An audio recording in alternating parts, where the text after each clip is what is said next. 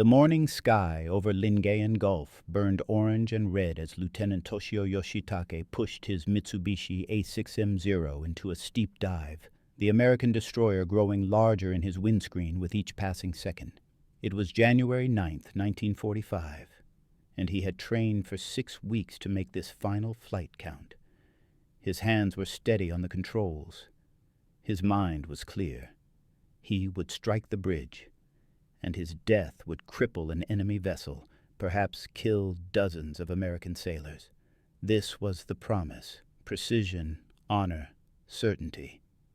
But as he descended through 4,000 feet, something impossible happened. The sky around him erupted, not with the familiar black puffs of conventional anti-aircraft fire, those dark clouds that burst at predetermined altitudes, creating walls of shrapnel you could see and, with skill and luck, evade. This was different. These explosions materialized directly alongside his aircraft, tracking him as he jinked and rolled, detonating at exactly the range needed to shred aluminum and flesh. He never saw the shells coming. There were no warning tracers arcing up from the ships below, just sudden spheres of white-hot fragments appearing beside his wings, his canopy, his engine cowling, as if the Americans had learned to make explosions follow him through the sky. His Zero shuddered as metal punched through the fuselage. The stick went slack in his hands. He was already dead, though his body would take another few seconds to understand this fact. In those final moments, Lieutenant Yoshitake had time for one coherent thought. They had lied to us about everything. If you're enjoying this deep dive into the story, hit the subscribe button and let us know in the comments from where in the world you are watching from today. The story of how American proximity fuses transformed the final year of the Pacific War is not simply a tale of technological superiority. It is a story about the collision between desperation and innovation, about young men sent to die discovering that even their deaths had been rendered tactically obsolete by an enemy whose industrial and scientific capabilities exceeded anything their commanders had prepared them for. By late 1944, the Imperial Japanese Navy had committed itself fully to the doctrine of Tokubetsu Kogeki Tai, the special attack units, known to history as the Kamikaze. The mathematics seemed inescapable. Japan's conventional naval aviation had been gutted. At the Battle of the Philippine Sea in June 1944, American fighters and anti-aircraft fire had destroyed approximately 600 Japanese aircraft in what U.S. pilots sardonically called the Great Marianas Turkey Shoot. Experienced aviators were gone. Fuel was scarce. Training time had been cut from years to months, then to weeks. What remained was numbers. Young men who could barely fly straight but could, with determination and a full fuel tank, guide an aircraft into a target. Vice Admiral Takejiro Onishi had formalized the Kamikaze doctrine in October 1944, though suicide attacks had occurred sporadically before then. The reasoning appeared sound. A conventional bombing attack required skilled pilots to navigate through defensive fire, maintain stable flight at altitude, release weapons with precision, and escape. Success rates for such attacks had plummeted as American fighter screens and anti-aircraft defenses improved. But a human-guided missile, and that was what the Kamikaze truly was, eliminated many variables. The pilot became the guidance system. Even a novice could point his aircraft at a ship and maintain that heading for the final 30 seconds of his life. One aircraft, one pilot, one bomb load, in theory, one crippled or destroyed enemy vessel. The Imperial High Command presented this calculus to Japan's young men as both militarily necessary and spiritually transcendent. The cultural framework made recruitment easier than it might otherwise have been. Centuries of Bushido tradition, the samurai code, emphasizing honor through absolute loyalty and contempt for surrender, had been weaponized by Japan's wartime government into a national ethos of self-sacrifice. Young men had been raised on stories of the 47 Ronin, of warriors who chose death over dishonor. The education system had, since the 1930s, emphasized the divinity of the emperor and the sacred mission of the Japanese people to liberate Asia from Western colonialism. To die for the emperor was presented not as tragedy, but as the highest possible achievement. Kamikaze pilots received ceremonial treatment before their final flights, farewell cups of sake, ceremonial headbands inscribed with rising sun motifs, final letters home that spoke of joy and honor rather than fear. Many were volunteers, at least nominally. Others were selected by commanders who framed the choice as an opportunity rather than an order. The social pressure to accept was immense. To refuse was to brand oneself a coward before peers, family, and nation.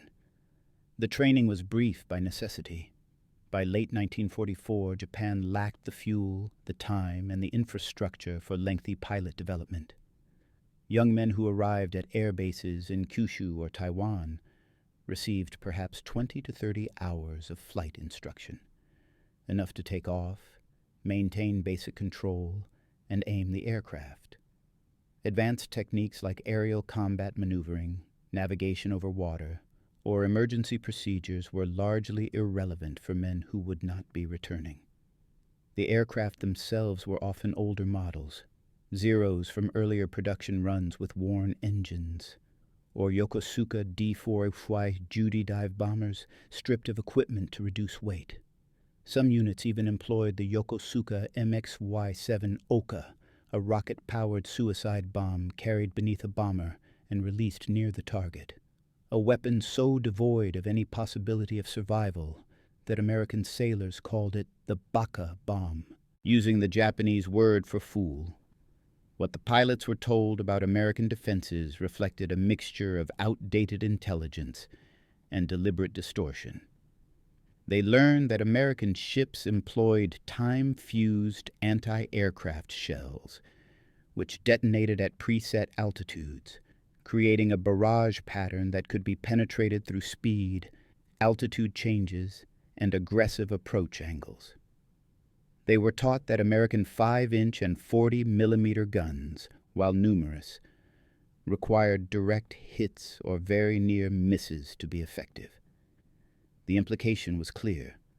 A determined pilot, willing to fly through the flak, accepting that he would die regardless, could reach his target.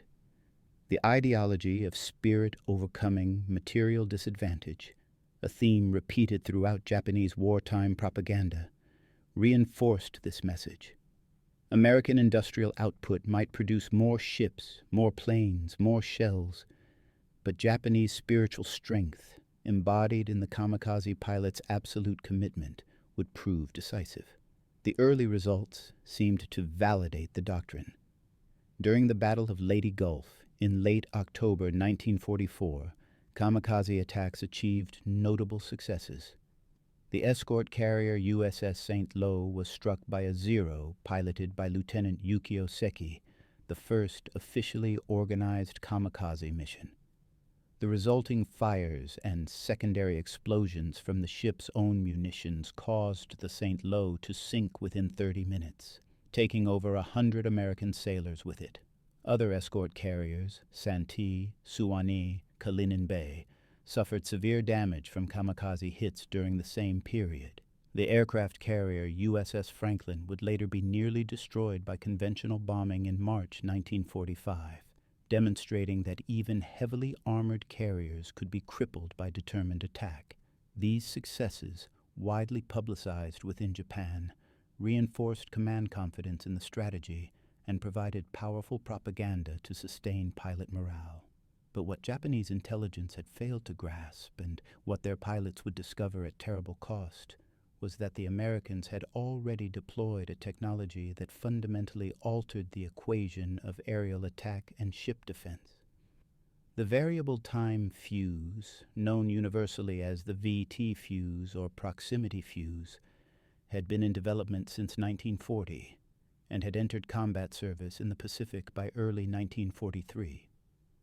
By the time the Kamikaze campaign began in earnest in late 1944, American ships were increasingly equipped with VT-fused shells for their 5-inch guns, and production had scaled to millions of rounds per month. The technology represented one of the most significant and most secret innovations of the entire war, comparable in its tactical impact to radar or the breaking of enemy codes. And the Japanese High Command had almost no understanding of it. The concept behind proximity fuses was elegant, but required sophisticated miniaturized electronics that pushed the boundaries of 1940s manufacturing. A conventional time fuse worked by igniting a chemical delay element when the shell was fired. The delay was set based on calculations of the target's altitude and the shell's trajectory, causing the shell to detonate at a predetermined distance from the gun. This system had obvious limitations. If the target changed altitude or speed, or if the initial range calculation was wrong, the shell would explode harmlessly in empty air. A direct hit required either extraordinary luck or such dense fire that at least one shell in a barrage would physically strike the target. Contact fuses, which detonated on impact, were equally problematic. A near miss was as useless as a complete miss. The VT fuse eliminated this problem by carrying a miniature radio transceiver in the shell's nose. When fired, the device transmitted a continuous radio signal. As the shell approached any large metal object, an aircraft, the signal reflected back. When the reflection reached sufficient strength, indicating the shell was within lethal range, typically 70 feet or less, the fuse triggered detonation. The result was a shell that essentially exploded whenever it came close to an aircraft, creating a sphere of shrapnel that made near misses as effective as direct hits. For anti-aircraft gunnery, this was transformative. Gunners no longer needed to calculate precise fuse settings or achieve direct hits. They simply needed to fire shells into the general vicinity of incoming aircraft. The fuses would do the rest. Development had taken place across multiple American research institutions, coordinated under intense secrecy.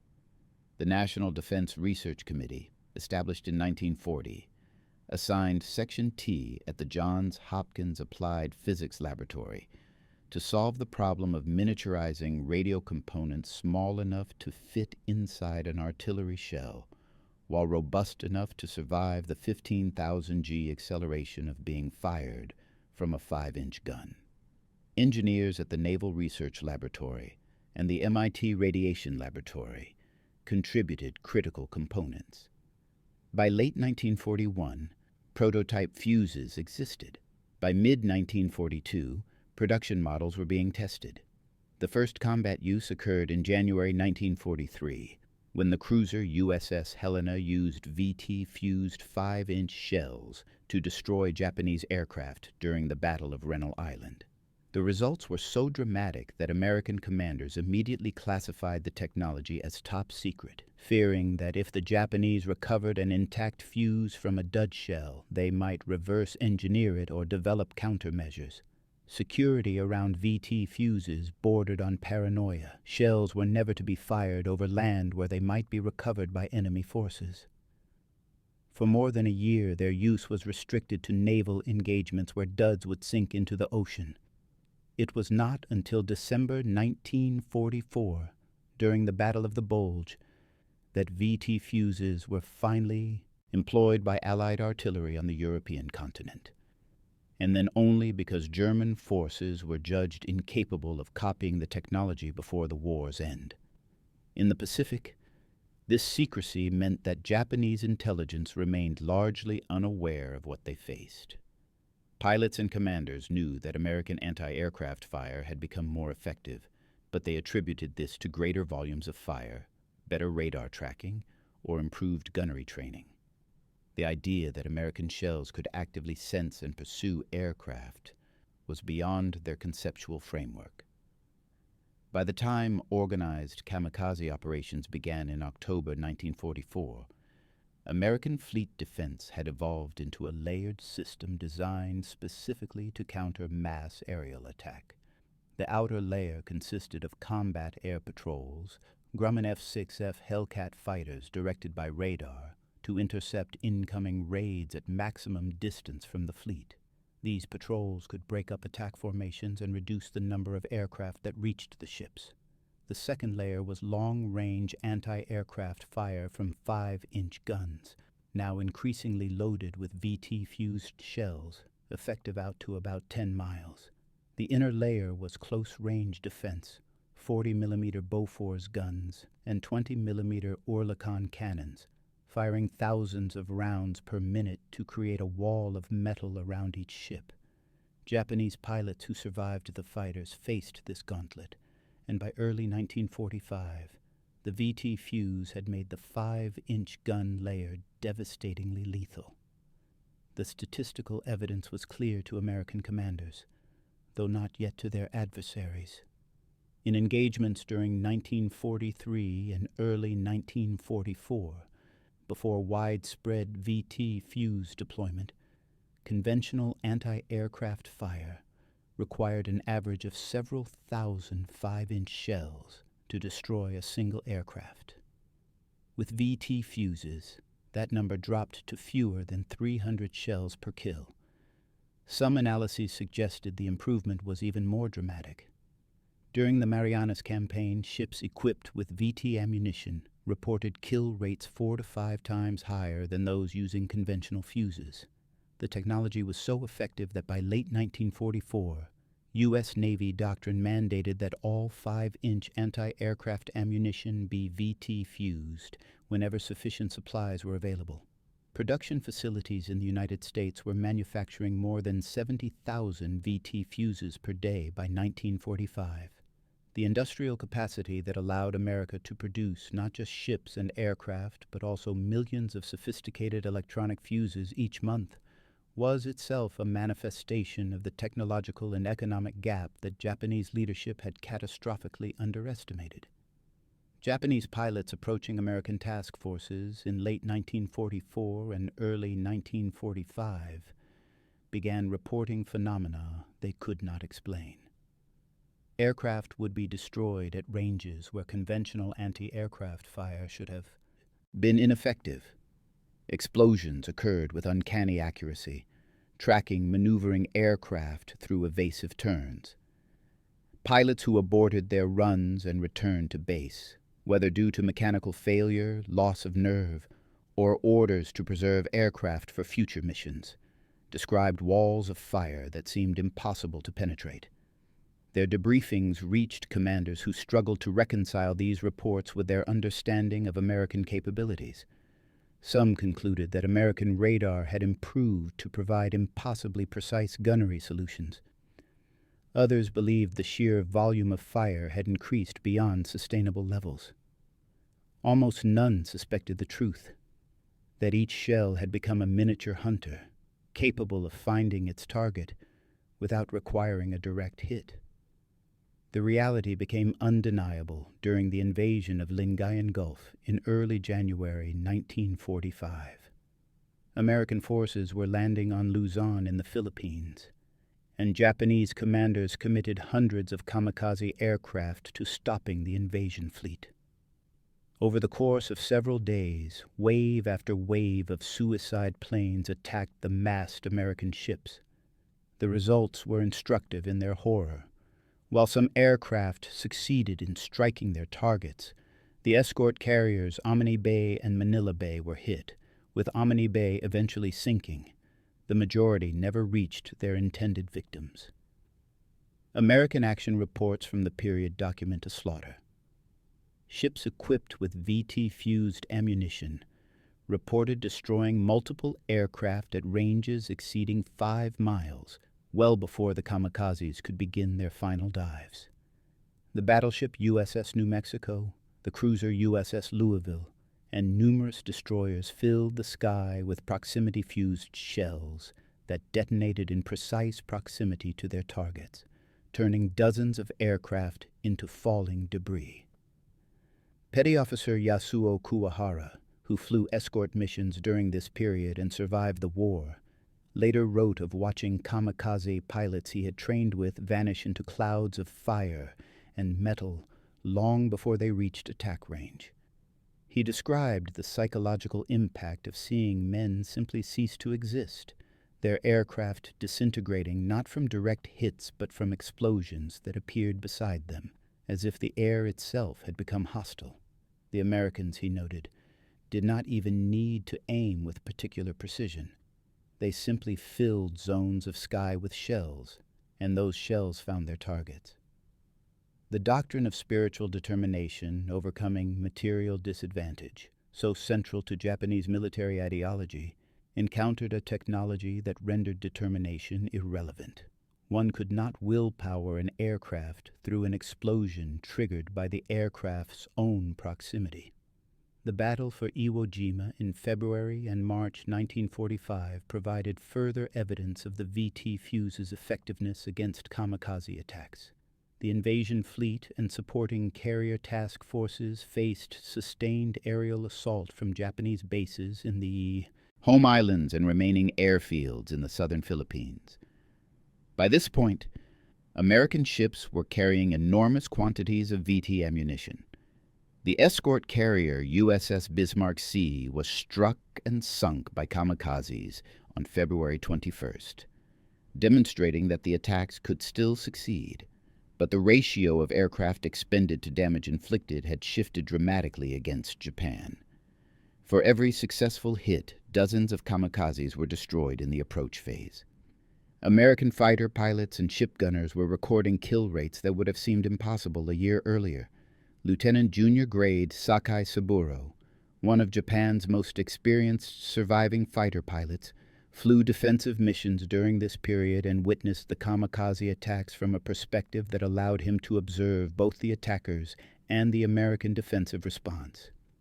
In his post-war memoir, he recounted the futility of watching young pilots, barely able to control their aircraft, attempting to reach ships surrounded by what he described as a curtain of precise explosions. He noted that even experienced pilots would have struggled to penetrate such defenses.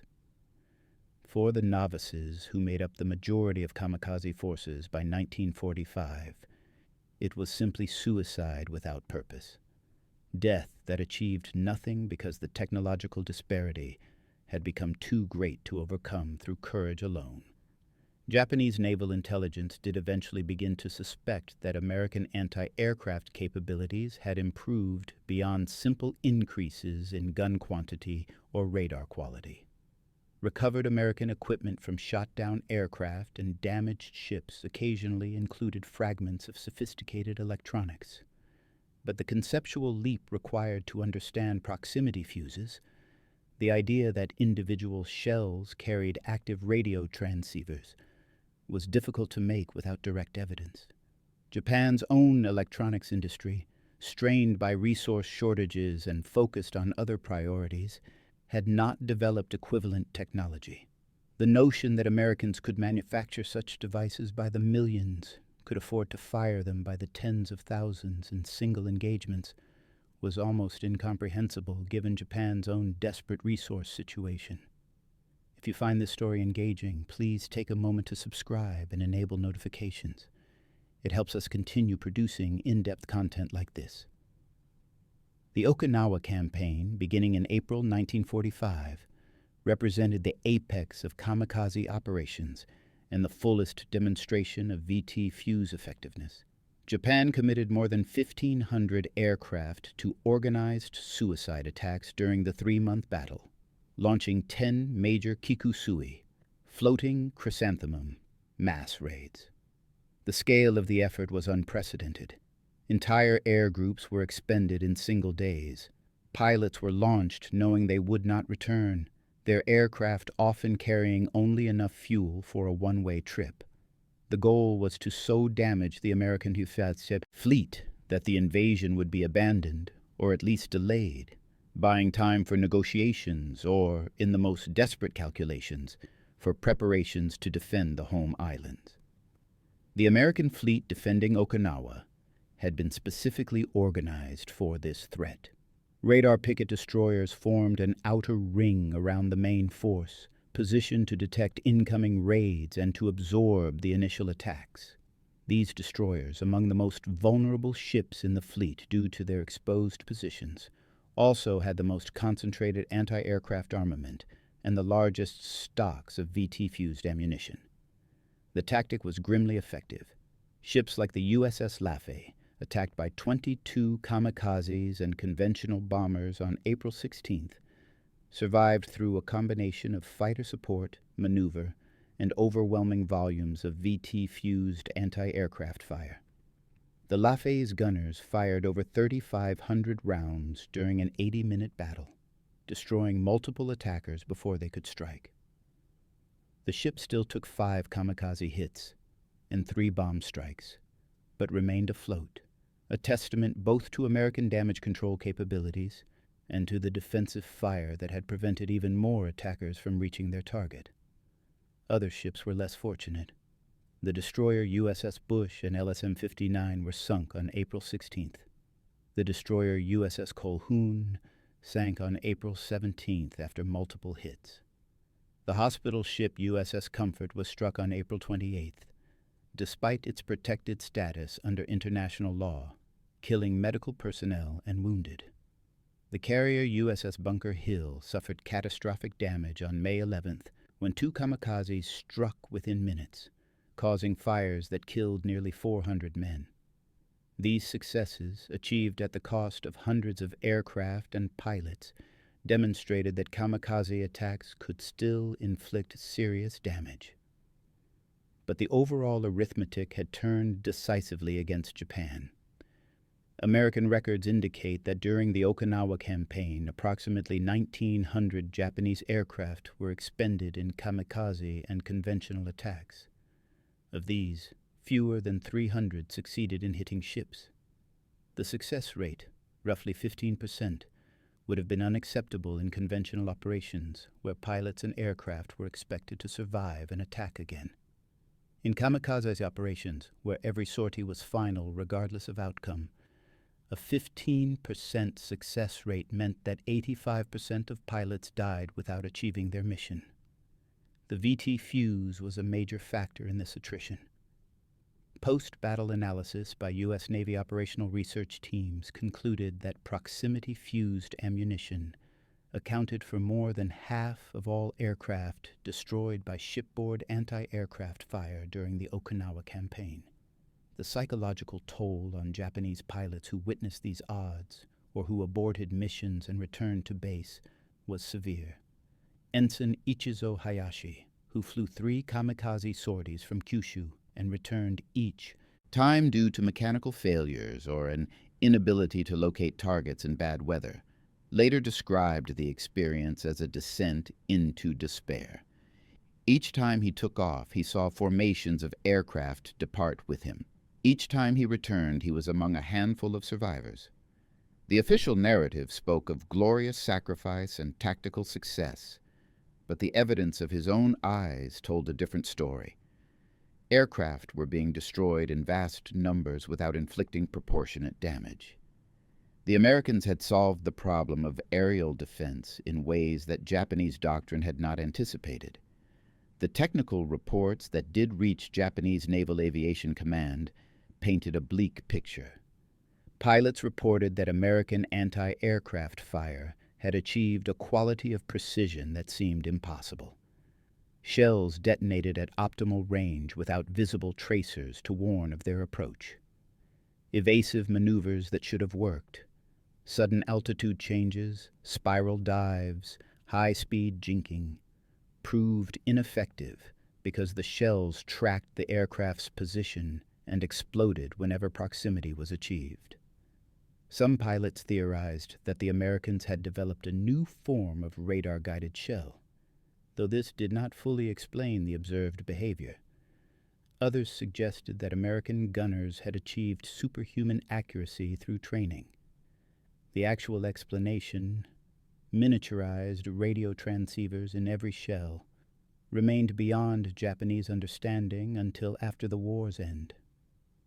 Commander Minoru Genda, one of Japan's most brilliant naval aviators and a planner of the Pearl Harbor attack, reviewed Kamikaze operations data in late spring 1945 and reached a devastating conclusion.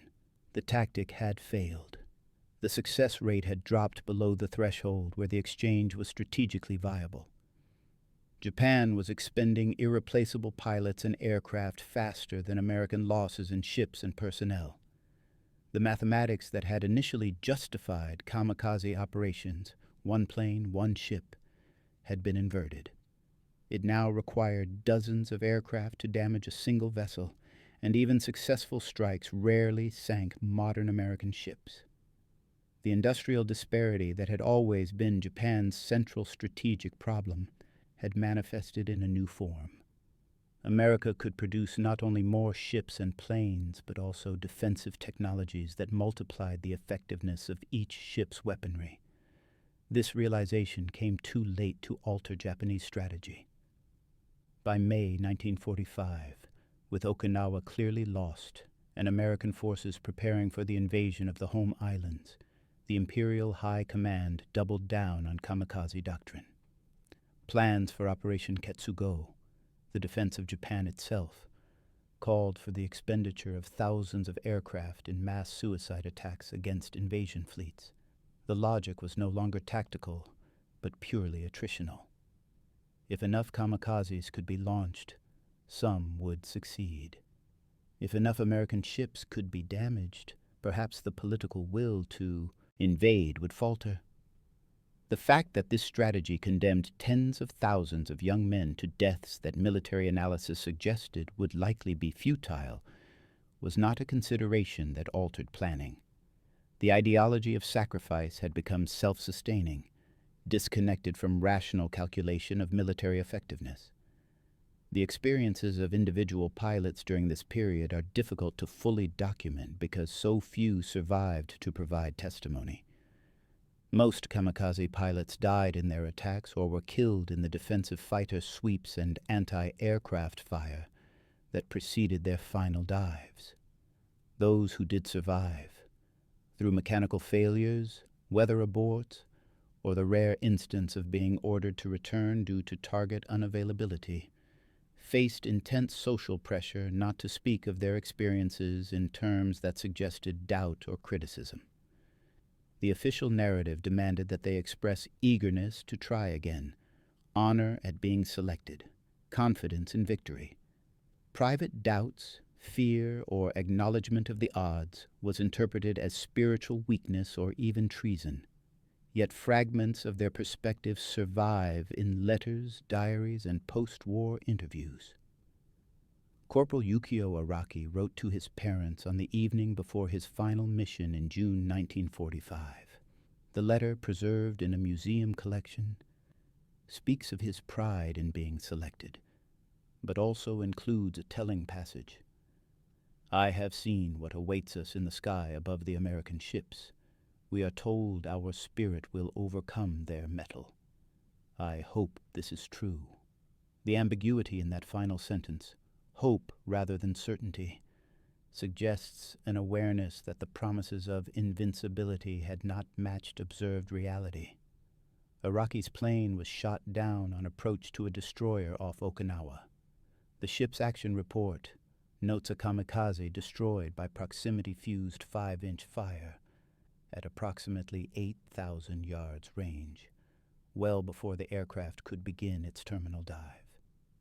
Petty Officer First Class Hachiro Hosokawa survived multiple kamikaze missions because his assigned targets were not present when his formation reached the designated attack zone, forcing returns to base. In a 1983 interview, he recalled the cognitive dissonance of the experience. Official briefings told them that American defenses were weakening, that each Kikusui raid was bringing Japan closer to negotiated peace. But the evidence contradicted this narrative. Losses were increasing. Survivors spoke of impassable defensive fire. The quality of American anti-aircraft response seemed to improve with each raid rather than degrade. Hosokawa described a growing sense among pilots that they were being sent to die not because their deaths would change the war's outcome, but because the command structure had no other options remaining and could not acknowledge this reality without admitting that the war was unwinnable. The role of VT fuses in this despair cannot be quantified precisely, but its contribution was significant. Pilots understood conventional anti-aircraft fire. They had been trained to evade it, had seen its patterns, knew its limitations. The sudden appearance of a defensive technology that eliminated those limitations, that made near misses as lethal as direct hits, fundamentally altered the psychological calculus of the attack. A pilot flying into conventional flak could tell himself that skill, determination, and luck might see him through to the target. A pilot flying into VT-fused fire faced a more absolute equation. The shells would find him. Evasion was unlikely. Success required that the ship's gunners miss entirely, and with radar tracking and proximity fuses, they rarely missed. The industrial dimension of the VT fuse story amplifies the broader tragedy of Japan's position by 1945. American factories were producing approximately 2 million VT fuses per month by the war's end. This production required not just assembly lines, but entire supply chains, vacuum tube manufacturing, battery production, mechanical fuse components, quality control systems to ensure that devices would survive the shock of firing and function reliably in combat. The infrastructure needed to create millions of miniaturized radio transceivers was itself a demonstration of industrial capacity that Japan could not match. Japanese factories were, by 1945, struggling to produce basic ammunition and replacement parts for conventional weapons. The idea of developing, let alone mass-producing, a technology as sophisticated as the proximity fuse was beyond the empire's depleted resources. American pilots and sailors who witnessed the effectiveness of VT fuses in combat understood they were observing something historically significant. Lieutenant Commander William Sacco, gunnery officer aboard the cruiser USS San Diego during the Okinawa campaign, wrote in his personal log that the proximity fuse was nothing less than a revolution in naval defense. He described watching dozens of kamikazes destroyed at ranges that would have been impossible with conventional ammunition, noting that some aircraft were blown apart before their pilots could even begin evasive maneuvers. The psychological impact on Japanese aviators, he speculated, must have been profound. To train for a suicide mission, to accept death as the cost of striking the enemy, and then to be killed by technology that made even that death meaningless. It was, he wrote, a cruelty beyond the normal cruelties of war. The Japanese home island's defense plans for Operation Ketsugo called for approximately 10,000 aircraft to be held in reserve for suicide attacks against American invasion forces. These aircraft included obsolete trainers, bombed-up reconnaissance planes, and even biplanes, anything that could carry explosives and be pointed at a ship. Pilots would include the last remnants of trained aviators, semi-trained volunteers, and conscripts with minimal flight time. The plan assumed that mass would overcome defensive fire, that sheer numbers of simultaneous attacks would saturate American anti-aircraft capabilities. This assumption did not account for the reality that American ships were now equipped with defensive systems that made individual aircraft kills far easier and faster than Japanese planning had incorporated. Had the invasion occurred, the resulting losses among kamikaze forces would likely have been catastrophic, even by the standards of previous operations. The atomic bombings of Hiroshima and Nagasaki in August 1945, followed by the Soviet Union's entry into the war, rendered Operation Ketsugo moot. Japan surrendered on August 15th, and the planned mass suicide attacks never occurred. But the kamikaze pilots held in reserve for that final defense had, by that point, been living with the knowledge of what awaited them. They had heard the accounts from Okinawa survivors. They understood the odds. The surrender, while devastating to many who had been prepared to die for the emperor, also represented a release from an otherwise certain fate. In the immediate aftermath of surrender, Japanese military personnel began to learn the full scope of technologies they had faced. Allied occupation forces shared some information as part of the broader effort to demonstrate the futility of continued resistance. The VT fuse was among these revelations. Japanese engineers who examined the devices were reportedly stunned by the sophistication of the miniaturization and the robustness of the design. That America had not only developed such technology, but had produced it in quantities sufficient to equip an entire fleet's ammunition supply, was evidence of an industrial and scientific capacity that reinforced the inevitability of Japan's defeat. Some Japanese officers expressed the view that had they known the extent of American technological advantages, particularly in areas like proximity fuses and radar, they would have counseled against continuing the war beyond 1944. The long-term impact on survivors varied. Some kamikaze pilots who had aborted missions or been held in reserve for operations that never occurred carried guilt for surviving when so many comrades had died. Others felt anger at commanders who had sent men to die in attacks that tactical analysis showed were increasingly futile.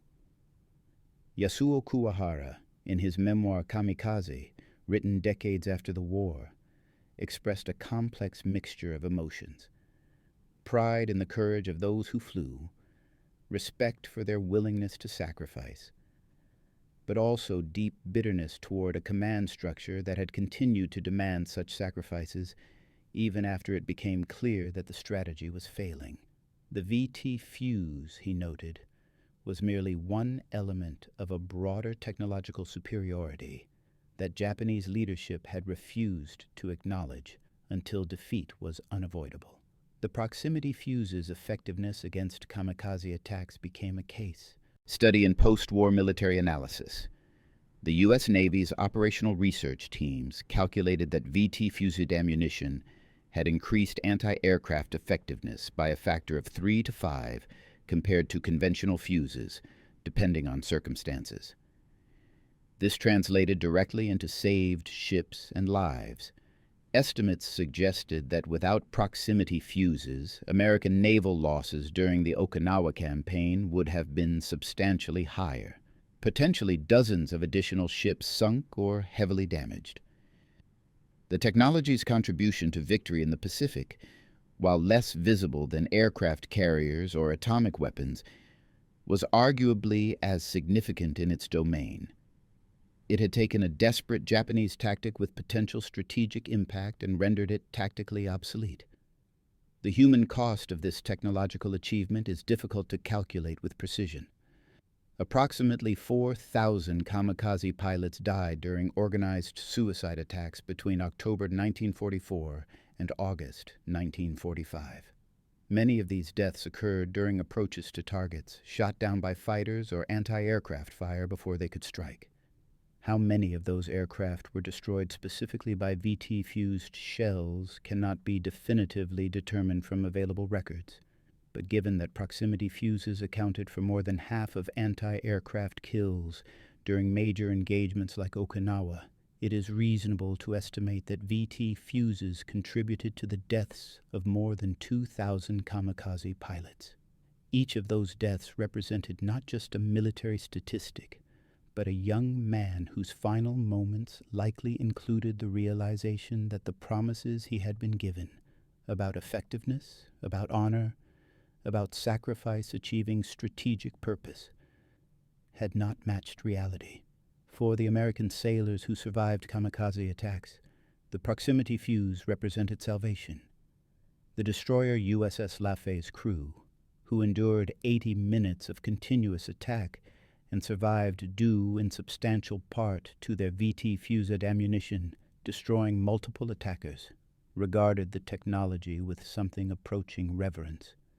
Similar sentiments appeared in after-action reports and personal accounts from dozens of other ships that faced mass kamikaze assaults.